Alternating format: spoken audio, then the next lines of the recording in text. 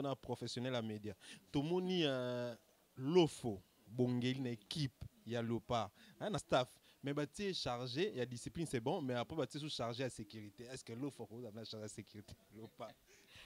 Bon, les gars. Mais la qualité à Nino, on va chargé à sécurité. Bon, moi, les anciens joueurs na biso, l'offre, hein, Babageta, comment tourner dans la fédération pour le Gakop. Il y a une place mususu pena total liboué ndeko nanga lofo place de rocho ezati mais du fait qu'on insister kaka ndeto créer loka eloko zala wana un changement changeant depuis corona ya FIFA a voté loi moko to sala 5 changements mais 5 changements là et ça la makana 3 tranches et ça dépend ya yo entraîner ndenge olinga ko sala changement là mais ezala na 3 tranches.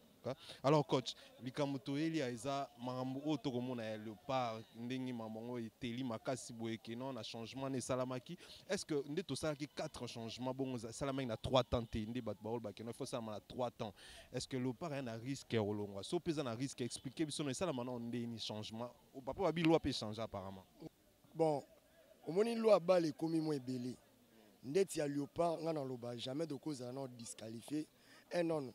L'arbitre protocolaire bazalakana pour aider le changement remplaçant ce qui peut-être ezaki mabe bangonde bangia ba ebisa entraîneur qui ou épuiser le changement na yo penalty otozwa ki longono ki congolais na hormis congolais est-ce que penalty wana est valable parce que côté polémique hein, coach oya Benin a déploré pour la penalty wana pour na yo faute surtout au influence à jeu.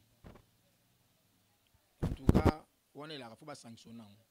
Est-ce que ceux qui jouaient wana attirer qui joueur na biso RDCT c'est ballon comme les joueurs na biso té et comme bah ça là faut ça là non 2 faut ça 2 après au reste ça là pour ça moko on a peu quoi 5 soit au sali moko so sali moko faut ça dernier faut ça on mbala moko on est fait ko ki bongo mais soki oyo salaka ko sali moko wana na to yebité par rapport à rapport au commissaire du match ndenge on peut ça rapport on a eu attention bien ngana za sûr étant que moi na mboka pe na sélection de zanango to za qualifier mais tant que bango ba accorda qui est na arbitre ba accorda qui Léopard a un problème té puis en plus biso ndenge lo ezali ndenge na explique na tuna ki pe bato bali au vraiment bazan censé na ba loi à secrétaire na ngai ba lobi changement soko ça na première mi-temps et contrara nanti et contraraté après na deuxième mi-temps on a fait 3 changements tout ça 3 changements dans 3 tranches ça veut dire que tozaki na forme moi bien à foot ici contre Ghana on est penalty on a jamais arbitre au sifflant jamais impossible mais on habitué à faire là mais pour bakanga bel malangu à forcer penalty ça ka téléphone mutakuya ou ça penalty ça subongoli so ka empêcher munaka ou bien muta long passe muta ki nous bomber nous là direct qu'il y a faute mais biso to maka penalty faut ka mutakuya lui là subonti lui azui bere on appelle ça la maka azui deuxième jaune main au moment arbitre central a tiré pendant attention que joueur on a deux jaunes peut a continuer à betanaye au moment soit commissaire au match à partir de Libanda, à signer un arbitre que joueur ou un carton tous les alliés deuxième jaune il faut rouge. Et ça là gars. Vous avez une forme bien. Ils ont problème la bisoté. Merci beaucoup. Alors ce qu'on dit au monde Léopard, tu as qualifié pour un barrage. Est-ce que ce que par exemple en Algérie, tu na Sénégal, l'équipe de Bangama, c'est ce que c'est qualifié. Par exemple, foot de guerre. Belle malango aye, filet comme il bon pour nangai, hein? À couper ma benano. À couper manano. Oui, et ça n'a pas joué, monsieur Ali. Non, ingratitude. Ingratitude. Et ça n'a pas joué, monsieur Ali. Présence naïe, on dirait que tu as kilo. Donc, à Péminano. Hein, dans le bon sens, à Péminano. Mouleka, à Betina Léopard, à Tchapemo, à quelques billes, il y a 2 ou 3 billes. Mais il y a un problème dans les alliés qui est azande inefficace devant le poteau. Tala action mo raté qui on a magé zaki OG mais raté qui n'est gaga c'est quand même bateau OK donc so ba siffler ko OGT raté na yé oh un bon neuf il ne filé ninga alors tout monde remarque mon parce que soit biso soit arbitre pour tant joueur au côté chaque fois arbitre ba bapointaka joueur bakoti joueur babimi mais ndenge Léopard asalelaki yango asalelaki mabe asalelaki mabe bakambo azwi mpena temps ya kobeta par rapport à Jackson Muleka bakambo aza inefficace devant les poteaux wana to marché bamote wana to marché bamote aza vraiment inefficace comment fait-il toza na vétéran na terrain mais vétéran bamatch azo tcha hier azo tcha te Mbokani azo na qualité na statut ya vétéran ezali te ke na diminuer te aza grand joueur mais aza vétéran vétéran zoya azo tcha peut-être pour la confiance Mbokani cette fois-ci mais non Mbokani auto landisa ba match moi quelque bela ndo beta na pété ou bakamba ndo beta mais filet zo ninga na peka te faute eza ya coach ayeba ki yango te to faute eza ya équipe wana ya arbitre wana faute tout ça à 3 temps mais Léopard jouant basali 4 changements basali 4 changements na moko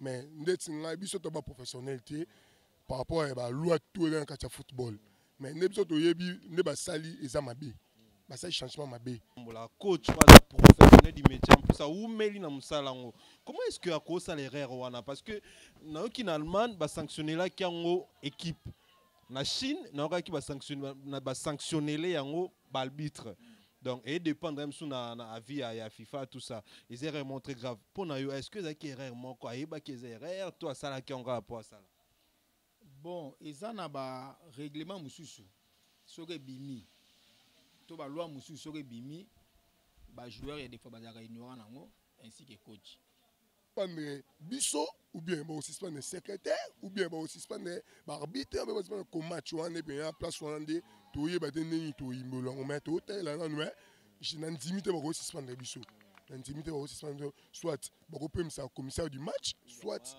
ou bien bo futi ba man mo ko longo la biso maman c'est difficile bateau bazaki censé y a ba orienté coach et ça arbitre notamment arbitre central na commissaire au match fagi déjà ba guider coach que ndenge déjà okendaki na moko et puis moko faka sukaka na moko et bango ba valider yango ba lekisi yango donc bateau ba cause la sanctionner en premier lieu et ça arbitre kasna ba Côte d'Ivoire pour na yo est-ce que Léopard cause a chance dans l'équipe toi na baleki abeta bango to pour est-ce que vous souhaitez Léopard kuta une équipe nyoko mona ki to leka facilement ngai tant que technicien non c'est l'équipe tout tant que technicien non c'est l'équipe tout même Égypte même l'équipe tout tous après pour tout affronter l'équipe en tout pour l'équipe on a sautali ne ba l'Égypte ba Salah ça va tout sorte longoli Salah jouer ni surtout en Égypte et ça la magana 3 temps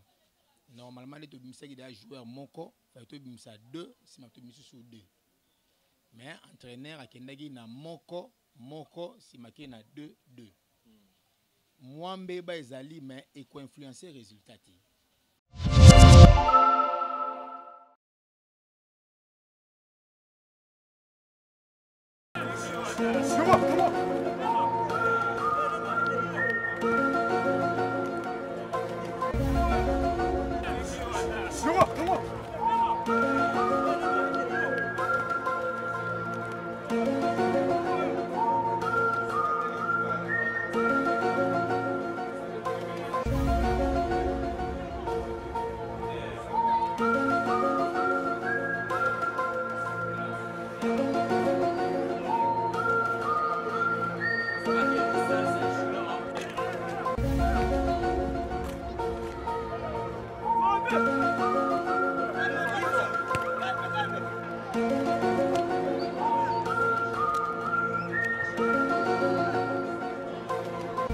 Chers internautes, fidèles abonnés de KAM Télévision, bonjour, bonsoir, bon après-midi, partout où vous nous suivez.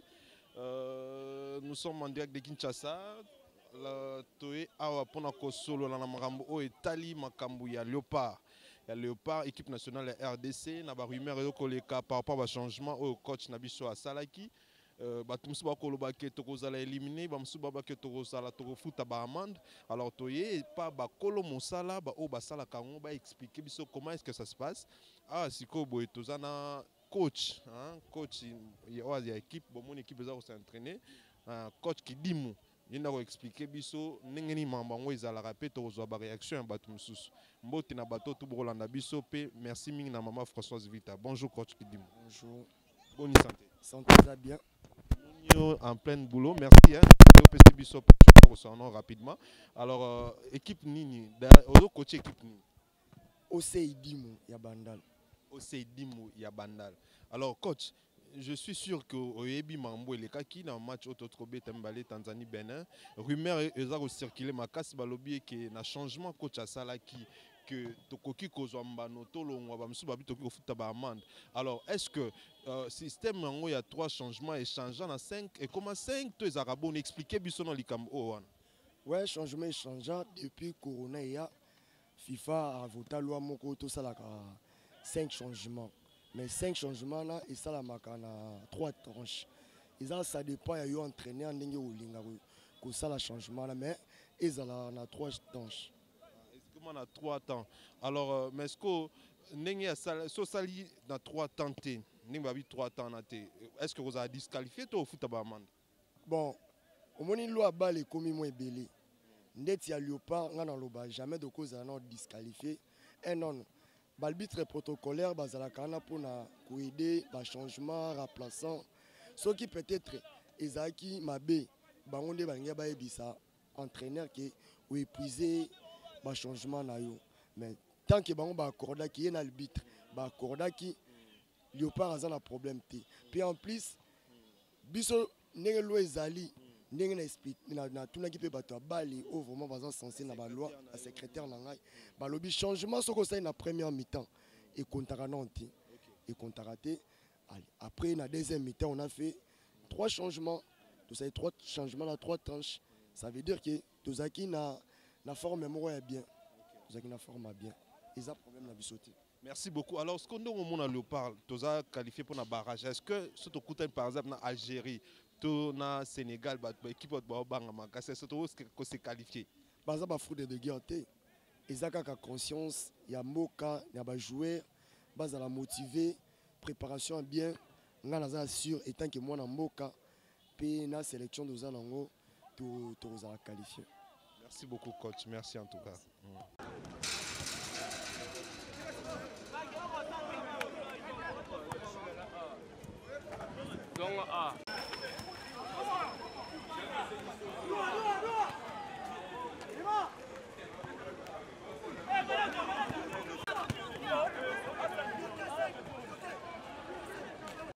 C'est bon, Joseph Micro. Oui, toi toujours na 4 terrain allemand na bandal, toko kutana na ba coach, ba professionnel à métier, ba kolo musala, ba expliquer biso ba longola biso eloko to na ngona mutu ko bango to na ngoto peto e ba ka son na biso ba na expertise na bango par rapport à ça na bango. Attends coach na biso, coach équipe to bino ko traîner comment on FC Canon Bandal. FC Canon de Bandal. Yo mo peut se présenter na bato ba otala. Ouais, coach Gwede. Coach Gwede. Ouais, on est dans le style de jeu par rapport à de Betara. Et on va s'adapter à la combo. On a combo pe etikala. Vous avez 4e championnat. Ouais, on a deuxième championnat. Félicitations, hein? Félicitations en tout cas. Alors coach, likamuto eli aiza marambo otoko mona le par ndenge mamango eteli makasi boyeke non na changement ne salamaki. Est-ce que ndeto salaki 4 changements bon salamaki na 3 temps te ndé bat baol bakeno il faut ça na 3 temps. Est-ce que le par un risque rolongwa? So pesa na risque expliquer biso no salamana ndé ni changement. O papa babi loi peut changer apparemment. Ouais, loi changer liboso to dara na 3 changements par rapport à Covid-19, to comment na 5 changements. 5 de FIFA et 5 pour liboso ba retenir daki ba 17 mais minso troma 20 et mon peu 19 et dépend par rapport et ba journée ba travailler par rapport entraîner ngo même ba journée mais ndenga na yebi changement ezara tout ça là tout mon 5 mais na 3 temps tout ça à 3 temps mais Léopard jouant ba sali 4 changements c'est 4 changements na moko mais ndeti nga biso to ba professionnalité par rapport à la loi tout dans le football mais ne biso to yebi ne ba sali eza mabe ba sali changement mabe ba salara il faut ça là non 2 il faut sali 2 après au yazo sala 2 pour sali moko on a peu ko 5 soit au sali osali moko so osali moko faut ça dernier faut sango na mbala moko wana il faut ekoki bongo mais soki oyo osalaka osali moko wana na toyebi te par rapport ya rapport ya commissaire du match ndenge opesa rapport na ye faute eza ya coach ayebaki yango te to faute eza ya équipe wana ya balbitre wana faute eza ya banani so mbano banani bazwa mbano équipe nto ezwa mbano to balbitre bazwa mbano mais commissaire du match amoni ndenge bachangement nyesama pourquoi pas boyaki yango evayebisa bango non basala bosali changement mabe ntango monge tosali 3 nde tosali 3 na moko seki changement evale esila mais tosali su te nde tobakisi 4e joueur bongo wani nayebi te risque nini oyo okomela soit biso soit baarbitre mpo ntango joueur aokota chaque fois baarbitre bapointaka joueur boakoti joueur babimi mais ndenge leopard asalelaki yango asalelako mabe toyebi te suspendre biso ou bien suspendre secrétaire ou bien suspendre arbitre ou bien match wana pe place wana nde toyeba te ndenge toyimbola yango mais totala nanu na ndimi te suspendre biso na ndimi te suspendre soit bakopemisa commissaire du match soit ou bien bofuti bamani mo kolongola biso mamo eza difficile. Bon pour na penalty oh to babi que penalty est valable est-ce que pour na yo tant que coach hein hormis penalty koza congolais pour na yo penalty wana ouais penalty mutu ta na ko douter non même yo pour na douter non to yo ko la penalty ngana yo la na poko na internet non la non bien ils a faute oui faute valable là où du le où de le batté faute valable na yo so ta la match ya Afrique d'ici contre Ghana. On penalty wana jamais arbitre au sifflant jamais impossible mais on habitué à faire là pour ba kanga bel malangu à forcer penalty ça ka te il faut mutakuya ou ça penalty ça subongoli so ka empêcher munaka ou bien muta long pass muta ki no bomé nzela direct il y a faute mais biso to maka penalty faut ka mutakuya lui là subonti lui il a changé d'ailleurs siko lelo le part ndi na omona apparemment tokoki koza qualifié soki toza qualifié bat ba banga makasi ba est-ce que so toko tena ba équipe quoi ba Algérie wana ba Burkina Faso wana ba surtout Sénégal bat ba banga makasi na ba Côte d'Ivoire pour na yo est-ce que le part koza chance na équipe toi na ba leki abeta bango to pour est-ce que vous souhaitez le part kuta une équipe ni omona ki toko leka facilement ngai tant que technicien non c'est l'équipe tout tant que technicien non c'est l'équipe tout même Égypte, même l'équipe tout après pour tout affronter l'équipe en tout. Pour l'équipe on a sauté l'Égypte, Salah, ça va sauter le Salah. Jouer en surtout en Égypte. Tout Sénégal sur le man, pas personne comme jouer. Mais biso a sauté ba jouer mona ba Kambu, moni nani même le mais ba nous so ba mamboy, on a équipe tout peut-être tant que staff na moni équipe nationale depuis tout bana robeta. Tu as moni to beti na coach Flo, to beti na staff on a moni équipe et répondre bien mais tu vas non de par rapport à cohésion rythme oui rythme kotara par rapport biso le pas d'abord tout dans la retard à préparation tout le monde a équipe mususu autant équipe ba club bo beta mais le club bo beta équipe nationale mususu ba jouer ba tika na mboka ba travail mais biso ya la raté biso ça la raté yango non c'est na fédération na biso ba eda biso ni loko wana ba joueur ou soit ba zo ba loko mususu awa ba s'entraînera ba popé mususu oyo bomoni moko ne ba kambu ana clepté ana ndako bo suis bango ba s'entraîner na bango pour l'attendre ba kambu pour le moment na clepté non pour le moment même gardien non man a clepté ana clepté bon c'est la janvier pour ba signer pas si bon et c'est nga bazala yango wana équipe nationale ça ceux qui jouent pour rythme tout le monde avec l'équipe nationale sous 15 à 16 ans même jouer même bilongi wana de tout temps Égypte ba Bouteita ba zaka chaque fois ba Mohamed Salah ba zalaka ba jouer bilongi ba Mohamed Zidane biso pe bilongi so chaque fois et salaka au moins match mboka na yene match oyete match mboka na yene botaka te et ça passe pour na cohésion kota mais cohésion kota ka soki bilongi wana chaque fois boyaka nde cohésion kota te ka mamoko ye match ye autant ne match le pas tout betu ngoto be de somo ti sera rien oyo ça te passe pour rythme evanda. Merci beaucoup coach pour na yo conseil européen ça na pour na yo moi expertise dans kioza na ngoko loba pour l'équipe nationale. Pour l'équipe nationale dernièrement on a félicité staff technique Bango tout, coach Daouda Lupembe, ouais, tout le monde a félicité Bango. Mais Béré est en raté. Staff technique, vous continuez toujours à travailler. Vous continuez toujours à travailler. Vous avez la même idée. Vous avez une idée, et vous n'avez pas entraîné à mon l'été. Nous tout en staff, vous avez le Bamako. Après 48 ans, tout le monde a Coupe du Monde. Ils sont d'abord fiers de Bisso. Il y a d'abord fiers de Bisso. Le président Mousso Fachi, c'est bon, félicitations sur mon président. Pour l'appui derrière les joueurs. Et ça l'a bien, tu continues toujours à travailler. Maintenant, c'est sûr, tu es mondial. L'équipe, tout le monde peut s'habiller. Tu vas affronter même mondial. Tu vas être bien, toujours et il ira bien. Merci beaucoup, coach Guaden. Attends, on peut se en tout cas, félicitations, peu de courage. Tu as bandi que ma première championnat. Au 40e journée. Équipe, tu as la 5e journée. Tu as la 6e journée. On a profité de la Moni TV. On a un problème. Les joueurs ont joué assez. Mais tout le monde a mis dans l'équipe nationale. Il y a des jeunes. Il y a I17, il y a I15. Il y a des joueurs qui ont été mais les joueurs sont capables d'affronter l'équipe nationale I15, I17, I20, les joueurs sont en première division. Mais tout le monde a des joueurs vite en Imana. Les joueurs vite en Imana vont dépenser des I20. Mais ils ont toujours des bango. Nous avons des coachs dans la sélection. Boya Kapébolanda, Bisso, na Zelou, na C. Boya Kapébolanda, Bisso. Tu as un problème sur le terrain. Le terrain, Bisso, terrain, c'est une salité ma case. La condition pour aider Bisso, terrain municipal depuis Bakanga. Tu as un problème à terrain. Terrain municipal depuis Bakanga. Tu as la condition de faire l'entraînement. Ce qui est terrain municipal, il y a tout le monde qui a un match dans Paka Djouma. Championnat, finance pesate. Tout le monde qui a Paka Djouma, qui a transport et tout le monde a Makolo. Dernièrement, les joueurs ont un accident pour la bongo Makolo. On a dans l'état de Bisso, sur moi, terrain municipal, attends ma coquille zate. Beaucoup de temps, tu as ma titi.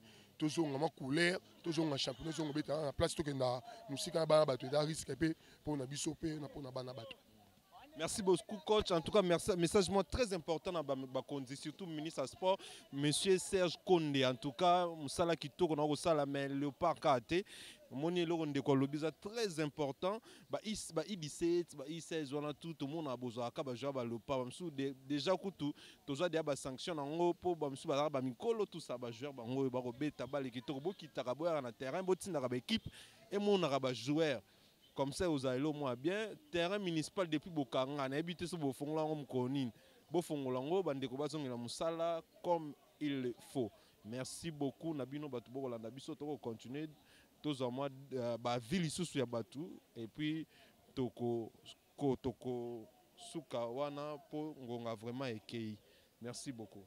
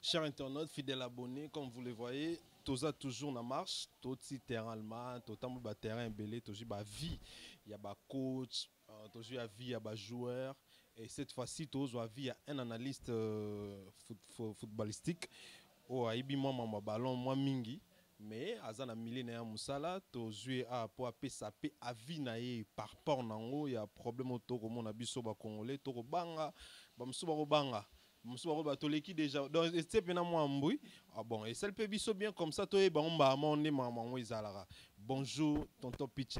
Bonjour Alexis. Bonne santé. Ouais, nous sommes c'est pour le monde. Merci beaucoup pour ce accès. Tu es dans votre lieu de travail. Est-ce que tu as moi temps ailleurs sur la main vite fait? Comme une question, problème il y a le par changement et ça là qui a 4 joueurs on a tout sur le terrain, tout sur le TB lobby normalement ça là on a 3 temps. Mais le par ça qui on a 4 temps, ils a bien été dans les amabé. Alors pour na yo, puis ça non avis na yo sur nyonso ana. Bon. En réalité, ndenge bandeko musuba lobby eza bena bongo. Et ça la magana 3 temps. Normalement, les joueurs moko, il faut 2, si tu sur 2. Mais entraîneur a kendagi na moko, si tu na 2, 2. Moi, mbeba ezali mais et ko influencer résultat. Bateau bazaki censé il y a ba orienté coach, ils a arbitre, notamment arbitre central, na commissaire au match. Fagi déjà ba guider coach que ndenge déjà au kendaki na moko et puis moko faka sukaka na moko et bango ba valider yango ba lekisi yango donc bato ba koza la sanctionner en premier lieu les arbitre ainsi que commissaire au match biso peut-être to ko futa kaka moi ba pénalité mais et ko bouger le côté mais si ko problème ça que coach hein ceux qui bato ba libanda na bayebi makambo ande tambola coach pas professionnel du métier en plus ça ou meli na musalango comment est-ce que à cause ça l'erreur wana parce que na qui en Allemagne ba sanctionner la kiango équipe na Chine na qui ba sanctionner les yango ba arbitre donc et dépendre même sous na avis ya FIFA tout ça les erreurs montrent grave pour na yo est-ce que ça qui erreur mon quoi yeba qui erreur toi ça la kiango rapport à ça bon eza na ba règlement mususu soke bimi to ba loi musu soke bimi ba joueur et des fois bazaka ignorant nango ainsi que coach rôle la commissaire au match za nini donc bango baza wana pour na soki moi mbebe zali ba meka moi ko recadrer eza bongo eza lokola ndenge match beta na terrain joueur mo ka jouer carton jaune azui ba erreur wana pe sala maka azui deuxième jaune main au moins l'arbitre central a tiré pendant attention que les joueurs ont des jaunes. Puis a continué à bétanaï. Au moins soit commissaire au match. À partir de Libanda, a signé un arbitre que les joueurs ont un carton tous les deuxième jaune il faut rouge. Et ça là. Deuxième question dans un contenu à Pelnati Otozwa qui congolais hormis congolais. Est-ce que Pelnati est valable parce que côté polémique hein, coach Oya Guy Ben a déploré pour la Pelnati on a pour nayo. Faut ignorer surtout au influence à jeu. En tout cas, on est là faut pas sanctionner. Est-ce que ceux qui jouent wana attirer qui joueur na biso RDCT. C'est ballon comme les joueurs na biso té. Et comme parce que mouvement na joueur ngaka sala donc aki tout prendre ballon. Du fait que va tirer ndé a rater action wana action nyo surtout ata ba touche à loboko. Ceux qui ballon zaki cadré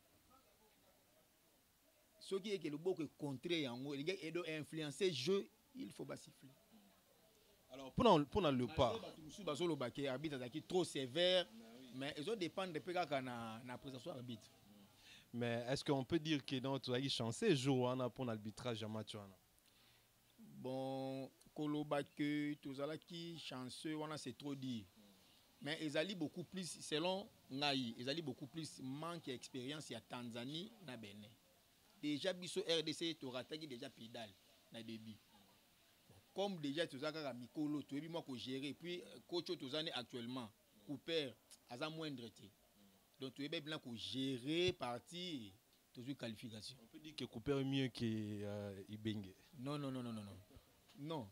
parce que ezana eloko mo esalamaki na match oyo kaka oyo nayebi te bato batiraki attention nango ibenge contre Ghana na CAN ekomaki na ntango akotisaki 3-9 bato balobaki yango mais Cooper peut-être osilisi na 3-9 donc ezali kojouer na tout pour tout ibenga za grand coach wana tokoki selon ngai na bacoach congolais te muda na trempe ibenga za te ibenga grand coach siko polémique moi mikolo komi entre Ben Malango na Bakambu. Les autres disent que non, que Bakambu a déjà bané photo na bango c'est bon tout ça.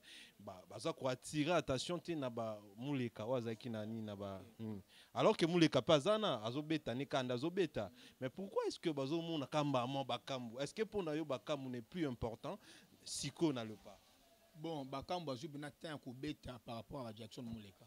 Bakambu est inefficace devant les poteaux. On a tout marché bamote. On a tout marché bamote, c'est vraiment inefficace. Comment fait-il aux un vétéran na terrain? Mais vétéran ba match azo cha hier azo chati. Vétéran Mbokane. Mbokane azo na qualité na statut à vétéran. Ezali te que na diminué te aza grand joueur mais aza vétéran. Vétéran zoya azo cha. Ils ont peut-être pour la confiance, bon peut si Mbokane cette fois-ci. Mais non, Mbokane auto la nisaba match moi quelque bela no beta na pété. Ou Bakambu no beta mais filé zo ningana pe gâté. Bel Malango aye filé komi ko ningana. Bon pona ngai hein akope mabenano. Akope manano oui, ezana ba joueur monsieur Ali. Non, ingratitude. Ingratitude. Ezana ba joueur monsieur Ali présence na ye on dirait tcha baninga kilo. Donc apé minano. Hein, dans le bon sens, ça peut miner nous. Mouleka a bêti na léopard a chapé moi quelques billes, na 2 ou 3 billes.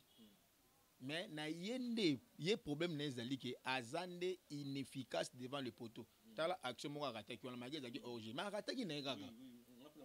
C'est quand même bateau. OK. Donc so ba ciblé na orge té raté na yé. Oh un bon neuf il ne filé ninga. Alors tout le monde remarque moi parce que surtout on a professionnel à média. Tout le monde l'ofo bongeli une équipe il y a l'opa un staff mais bah tu chargé il y a discipline c'est bon mais après bah tu sous-chargé à sécurité est-ce que l'ofo vous avez chargé à sécurité l'opa bon les gars habite na qualité ni non bah télécharger à sécurité bon moi les anciens joueurs na biso ba l'ofo hein baba Geita ba comment ko tourner quand na fédération pour le gakop et là ba place mususu pena total boé ndeko nanga l'ofo place de cho ezati. Mais du fait qu'on insiste kaka de to créer logo zala wana donc to créer logo zala wana yango no moni tina na bango wana ba misu bazali so ba vide carrière ba ko sala ba cours na bango pour un jour ba coach malgré na Congo hein ko zala coach et foot ka penza te mais a garder au moins statut wana ke nazala quand même mais bango mona bazo yenga ka na fédération tisuka nango mona intendant intendant Mozaki pena grand joueur reconnu dans la RDC mais au père de Bavalère likola ko landaka ba poste na fédération. Donc en gros neto solo li lopa on a disqualifié. Non on a disqualifié. Si vous sonne to l'équipe par exemple, to l'équipe bat bazo banga oui to commis premier to qualifié mais barrage. To tikal na ba to risquer trop en Algérie, to en Égypte, Ghana ba équipe en tout Sénégal bat banga. Est-ce que pour na est-ce que le pas rose a possibilité qu'il soit côté en Égypte na Algérie par exemple, deux équipes pour en les capé. Mais pourquoi pas? Pourquoi pas? Non. Total ndenge to bandela na sika to komeleli. Évolution ezali. Nana ndima ke na phase éliminatoire oyo Nigeria ko pour la contre Niger. Pena Nigeria. Nana ndima ke Centrafrique na phase préliminaire ya Coupe du Monde akolongola Égypte. To combiner biso na niveau ya biso na biso bambiaka. Elingero zalande soni na poule na biso RDC longwa soit Tanzanie to Guinée za qualifié. Comme ils sont à niveau à biso na biso ba baleine o ya ko glisser muke atigal ke tomi lobela déjà que so dessus Algérie hein ba na 3 makolota implication chef de l'état en équipe nationale et salobo. En tout cas il faut azala beaucoup plus na position ndengwana ke azonga kasima d'ailleurs ne to ebige na ndembo mingi so attache président msoto le gars Joseph Kabila apesa pe mbamo kajte a prometaka a sololi na coach a passé Gladys Bokesse a promettre bango ya kilo to chan promesse ya chef de l'état na bi ça mambebele et ça mambebele donc promettre bango nini limbo la bon il y a liboso ezana nous a décorer bango so ba qualification mondiale OK et puis enveloppe ya kilo et Hollanda mais selon ba couloir ndenge toyoki 100 000 à chacun na ba couloir na qualification à part décoration na ba couloir ndenge toyoki 100 000 à chacun c'est déjà une très bonne chose.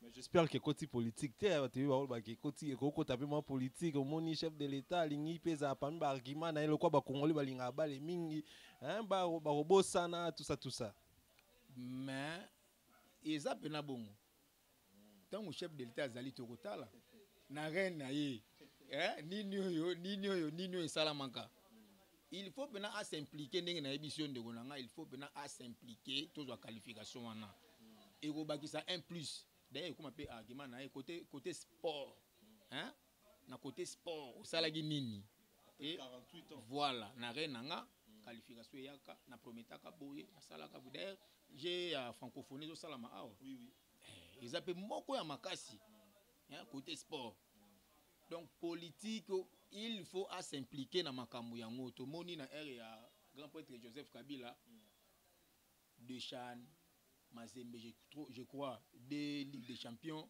de CAF il okwana et kontaka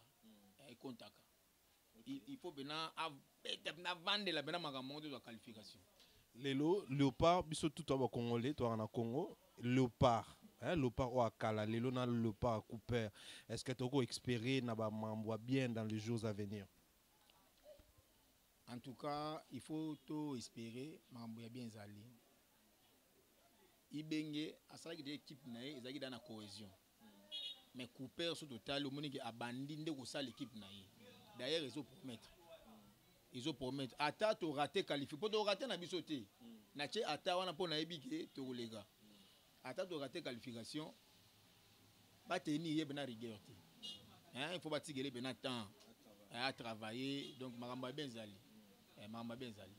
merci beaucoup ndeko papi alors dernier mot na équipe nationale na ba joueur parce que biso to ACPL télévision mokili mobimba tozaka am télévision mokili mobimba to belé batala rabiso et surtout nanga boy Alexis Wechi alors moi liloba suka hein pour na lopa na pour na chef de l'état to pe na ba continuer so ba ko kamba fe ko fa pour na léopard nazo remercier ba joueur na biso en tout cas ba mouye pena mayo nde ba la biso 2 victoires isalami pende ba lobaki baza pena ba soda ba lembati donc pas jouer auto tournant onano hein bazo pena temps ya ko préparer 2 matchs à barrage oyo na osenga na coach loko moko ba lukaka ko réduire équipe nationale pour na joueur mokoti opo joueur oyo azoyate on est aussi mbati na kotanga kombo te mais toleli komba joueur moko awa aitika ne pe koyate